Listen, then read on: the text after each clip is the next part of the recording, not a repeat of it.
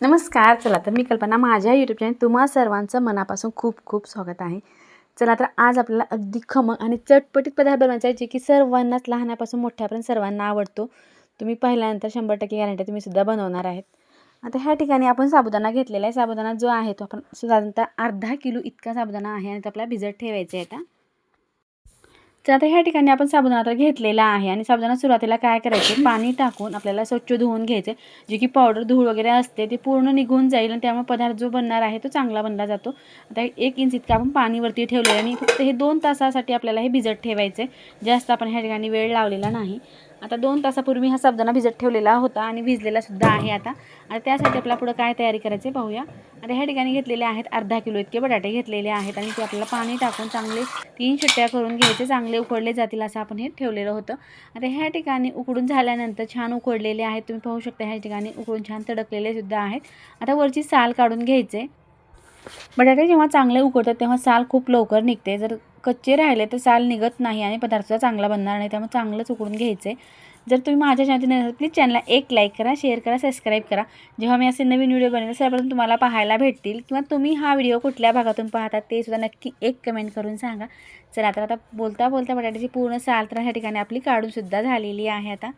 आता साल काढून झाल्यानंतर काय करायचं आपल्याला, एक भांडं घ्यायचं आहे, कढई किंवा तुम्ही कुठलंही भांडं घ्या आणि छोटी अशी खिसणी घेतलेली आहे. आता खिसणीच्या साहाय्याने आपल्याला हे पूर्ण बटाटा जे आहे ते मॅश करून घ्यायचे. किंवा मॅशर न घेतलं तरीसुद्धा चालते किंवा चाळणीवरती आपण प्रेस करून तांब्यानं घासलं बटाटा जो आहे तो चांगला मॅश होतो. तर मी ह्या ठिकाणी अशा पद्धतीने घेतलेलं आहे. जास्त भांडे न भरवता अगदी पटकन ही सगळ्यात सोपी ट्रिक आहे. तुम्ही सुद्धा नक्की ही यूज करा. आता ह्या ठिकाणी बटाटा पूर्ण ह्या पद्धतीने आपल्याला खिसून घ्यायचे. त्यामधले 2 बटाटे जे आहेत ते मी साईडला ठेवणार आहे.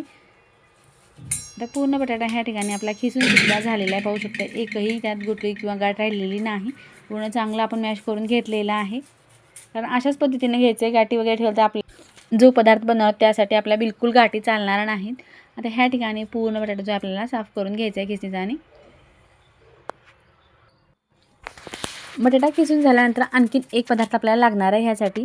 तर आता ह्या ठिकाणी आपण घेतलेली आहे हिरवी मिरची आणि त्यामधले आपल्याला काही 4 ते 5 ह्या ठिकाणी मिरच्या घ्यायच्या किंवा तुम्ही ह्या ठिकाणी लाल तिखट घेतलं तरीसुद्धा चालते. मिरच्या घेऊन आपण त्यामध्ये थोडंसं मीठ टाकलं त्याचं एक वाटण तयार करून घेतलेलं आहे. आता साबुदाणा पाहूया. आता ह्या ठिकाणी साबुदाणा छान फुललेला आहे. तुम्हाला पाहताच लक्षात आलं असेल आणि अगदी मोकळा सक्क झालेला आहे आणि मऊसरसुद्धा झालेला आहे. बिलकुल ह्यात पाणी राहिलेलं नाही.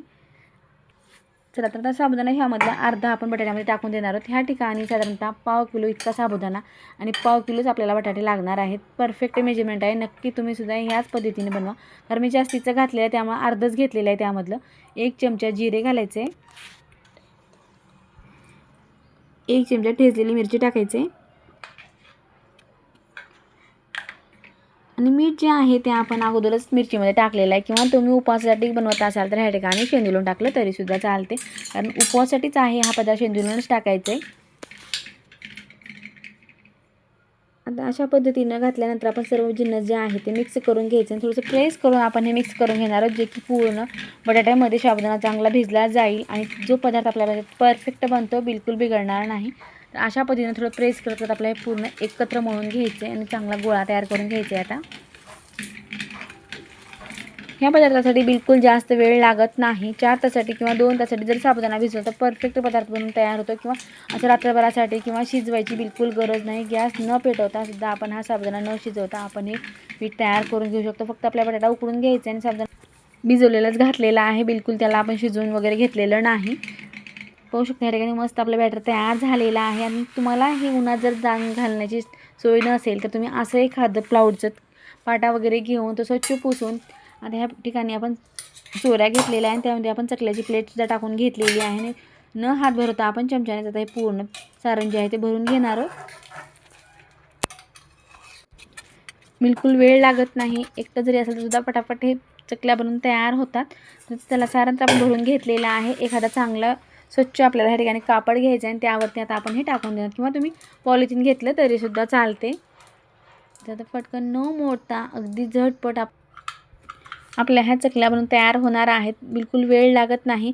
उपवासासाठी अगदी परफेक्ट पदार्थ आहे आणि वळवणीचा आहे. वर्षभरसुद्धा आपण हे साठवून ठेवू शकतो. तुम्हाला मार्केटचे कुठलेही पॉकेट आणण्याची गरज नाही. असे बनवून ठेवते आपण वर्षभर हे चकल्या खाऊ शकतो.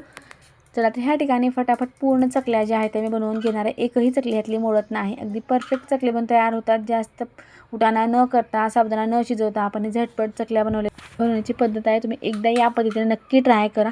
चला तर ह्या ठिकाणी झटपट मी बनवून घेणार आहे आता. तर ह्या ठिकाणी आपण घरातच ह्या चकल्या बनवल्यात. नंतर मी आता हे उचलून उन्हाला ठेवणार आहे. चला तर चकल्या तर पूर्ण वाळूनसुद्धा झालेल्या आहेत. छान उन्हाला ठेवून घेतल्या होत्या आणि एक दिवसाकरता कडकडीत उन्हात ठेवून आपण वाळवून घेतल्यात. अगदी मस्त कुरकुरीत वाळलेल्यासुद्धा आहेत. आता हे वर्षभर आपण असेच स्टोअर करून ठेवू शकतो. चला तुम्हाला चकली किती खुसखुशीत आणि कुरकुरीत झालेली आहे आणि साबुदाणा किती पट फुलतो हे तुम्हाला मी लगेचच तळून दाखवणार आहे. आता गॅसवरती कढई ठेवून तेल गरम करून घेतलेलं आहे. तेलामध्ये आपण कडकडीत चकली जी आहे ती टाकून घेतलेली आहे आणि मस्त साबुदाणा जो आहे तो छान फुललेला आहे आणि खमंग अशी ही आपली चकली बनवून तयार झालेली आहे. आणि तुम्हाला तोडून दाखवली किती कुरकुरीत आणि खुसखुशीत चकली होते. तुम्हाला सुद्धा पाहताच लक्षात आलेलं असेल की साबुदाणा किती छान फुललेला आहे आणि चकली छान तयार झालेली आहे.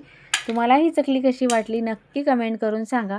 व्हिडिओ पाहिल्याबद्दल धन्यवाद. पुन्हा भेटूया अशाच एका नवीन रेसिपीसोबत.